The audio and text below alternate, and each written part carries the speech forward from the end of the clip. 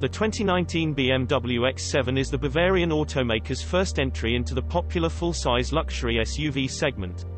BMW was tired of sitting on the sidelines while the Mercedes-Benz GLS and Land Rover Range Rover raked in sales, so it finally pulled the trigger on an SUV a size above the X5.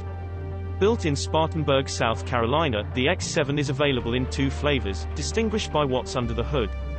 The base xDrive 40i has a 3.0-liter twin-turbocharged inline-six engine and starts at $74,895, while the xDrive 50i has a 4.4-liter twin-turbo V8, and starts at $93,595. Both prices include a mandatory $995 destination charge. We tested both versions during a drive across Texas. Like most current BMWs, the i3 and i8 being notable exceptions, the X7 has a handsome but conservative design. The only standout element is a massive grille that dominates the front end. It's not a very subtle form of brand identification, but Jörg Wunder, project manager for the X7, told Digital Trends that it's scaled to the size of the car. There is indeed a lot of space on that front end, as evidenced by the number of dead bugs covering it after a couple of hours of driving. Plenty of other vehicles have giant grilles too, Wunder noted, claiming the X7 will look normal in traffic. For an SUV like the X7, interior packaging is more important than exterior design.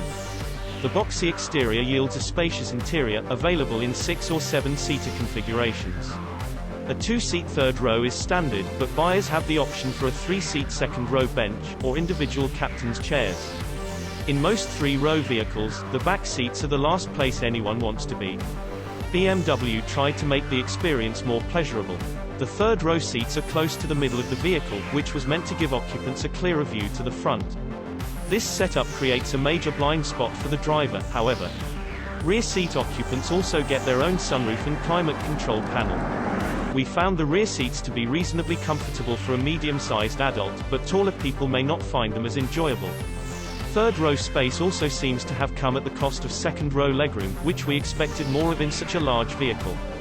The X7 aims to be a luxury jet for the road, but that legroom felt economy class tight. BMW did not provide passenger space measurements for the X7, but it did say that the SUV has 48.6 cubic feet of cargo space with the third seats folded, and 90.4 cubic feet with both the second and third rows folded. The Mercedes-Benz GLS has slightly more space, at 49.4 cubic feet, third row down, and 93.8 cubic feet, second and third rows down. With all 3 rows in place, neither German SUV has a particularly capacious cargo hold. The Land Rover Range Rover is only available with 2 rows of seats, and has substantially less cargo space than the BMW and Mercedes. Like the Range Rover, the X7 has a split-opening tailgate that makes loading and unloading easier, as does the standard air suspension, which allows the X7 to kneel like a city bus. Up front, the driver gets a thick-rimmed steering wheel that feels like it belongs in an M5, not a school bus like the X7. Front seats are available with heating, ventilation, and massage, which is par for the course for the segment. The dashboard's horizontal layout is typical BMW, and a refreshing change from rivals that seem obsessed with covering every square inch with touchscreens. BMW strategically placed the X7's 12.3-inch central touchscreen close to the driver's line of sight, and the iDrive controller makes flipping through menus easy. The driver also gets a 12.3-inch digital instrument cluster. Now in its 7th generation, the iDrive infotainment system is compatible with Apple CarPlay, but not Android Auto. The X7 features 6 USB ports, 2 for each row, and wireless phone charging and Wi-Fi are both standard.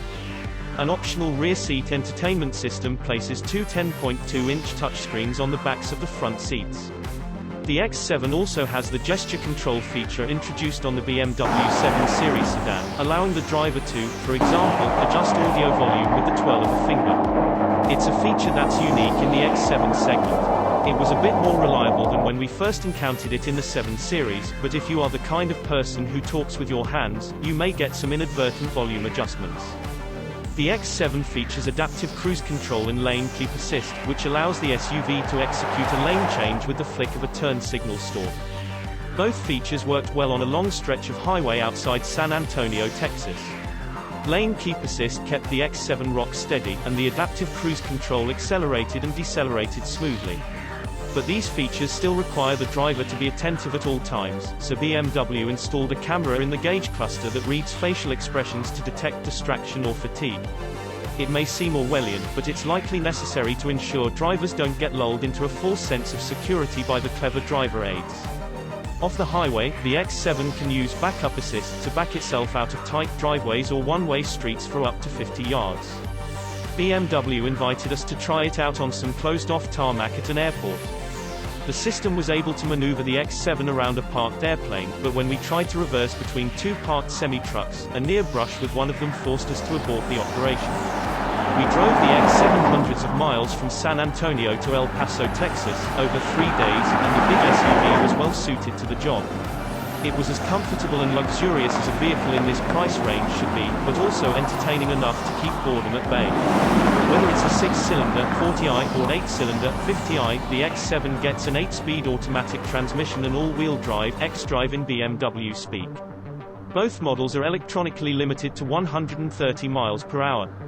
The xDrive 40i model's 3.0-litre twin-turbo inline-six produces 335 horsepower and 330 pound-feet of torque, which will get it from 0 to 60 miles per hour in 5.8 seconds, according to BMW. That's quicker than a 3.0-litre twin-turbo V6 Mercedes-Benz GLS 450, or a Range Rover equipped with the base 3.0-litre supercharged V6. Upgrade to the X7 xDrive 50i, and you get a 4.4-litre twin-turbo V8 churning out 456 horsepower and 579 pound-feet of torque. 0 to 60 miles per hour takes 5.2 seconds, according to BMW. Both the 4.7-litre twin-turbocharged V8 Mercedes-Benz GLS 550 and 5.0-litre supercharged V8 version of the Range Rover will match that. Mercedes also offers an AMG GLS 63 performance model, packing 577 horsepower and the ability to do 0 to 60 miles per hour in 4.5 seconds. On the road, the X7 felt as quick as those numbers suggest. Even the inline-six was more than up to the task of moving this massive vehicle through traffic, while the V8 adds a nice growl that will have your neighbors thinking, muscle car, not family hauler. Handling is amazingly precise for such a big vehicle, although the X7 definitely feels more comfortable cruising along a highway than being hustled down a winding road. BMW's famous tagline is the ultimate driving machine, but the X7 has a more laid-back attitude. BMW did such a good job quieting wind and tire noise that a passenger in the third row can converse with the driver without shouting. The standard air suspension, which features a clever active roll stabilization feature designed to rein in body roll without ruining the ride, does a good job of soaking up bumps. However, we would have liked to see more differentiation between the comfort and sport settings. BMW offers a 4-year, 50,000-mile new car warranty, as well as 3 years of complimentary scheduled maintenance.